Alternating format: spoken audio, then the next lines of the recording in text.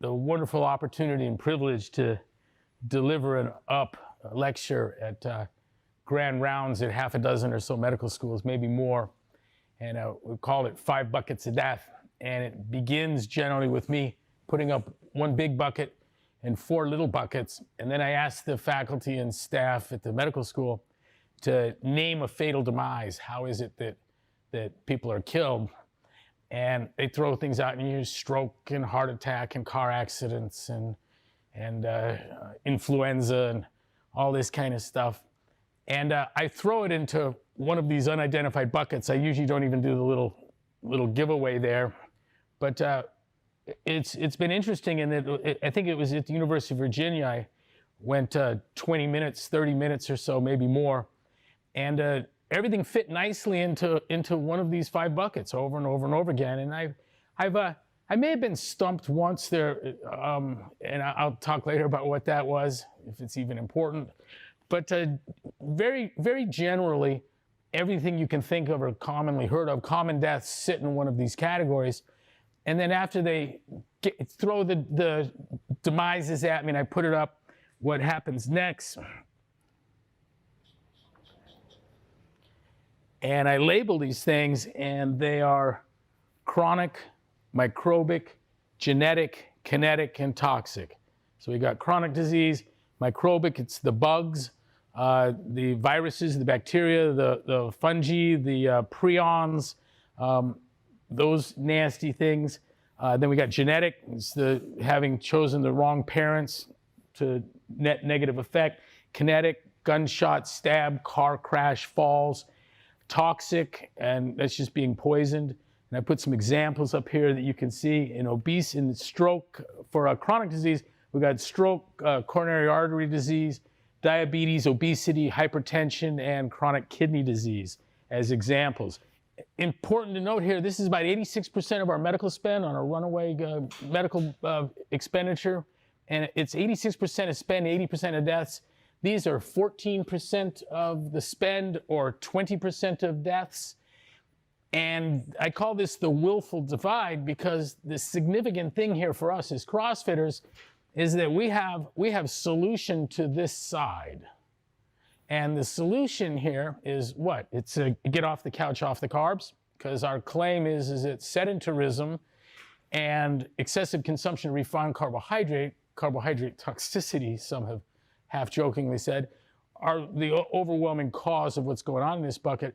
But those behaviors, the sedentarism and the excessive consumption of refined carbohydrate, those are willful decisions. Sometimes it's called lifestyle illness. It's not a lifestyle. This has nothing to do with vacationing in the Riviera or having a boat or a nice car or taking vacations. It's not lifestyle. It's 2 pathological behaviors, two deleterious, extremely damaging behaviors that were choices.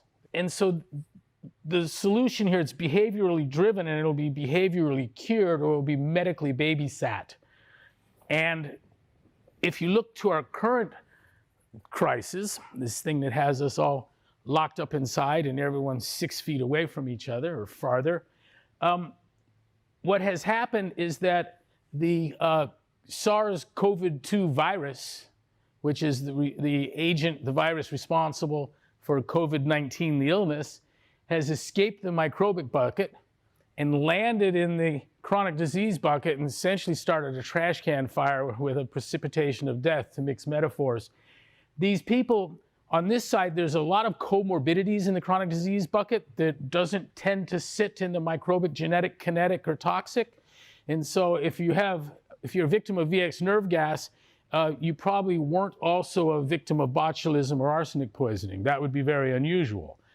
Same thing with a car crash. Someone that's crashed a car, there's a small percentage of car crash victims that were also stabbed. But you can see that for each of these, that they don't tend to sit in the bucket as comorbidities.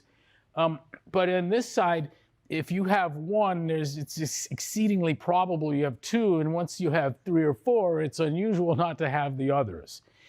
Just that simple. And so we have to ask ourselves, these are the dead guys, we want to ask ourselves, does it make sense to call all of this the deaths that are happening over here, and this is the overwhelming majority of them, 95% of the deaths in New York, 99% in Italy.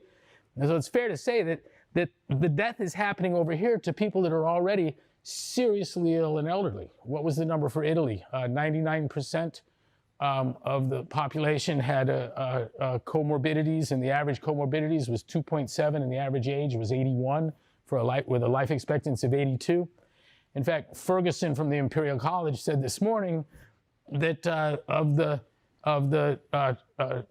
20,000 deaths that might happen in England, in Great Britain, sorry about the 500,000 number, I messed up, my model didn't work right or something, but of those 20,000, he's saying now that half of them were going to die within the next year anyways. And which is maybe more callous than I would want to be, but I also wouldn't have floated the 500,000 figure. But I see these as chronic disease deaths. What else would hurt people in this bucket? Let's look at kinetic.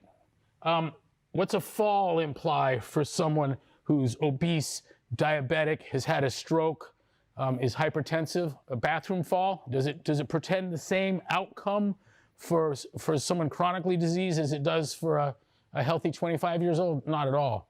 And that would be true too of a toxin, anything kinetic, any kind of genetic problem, and any microbe is going to create a faster death precipitation within this crowd. And then the last point, I'm just making it one more time because it's really important.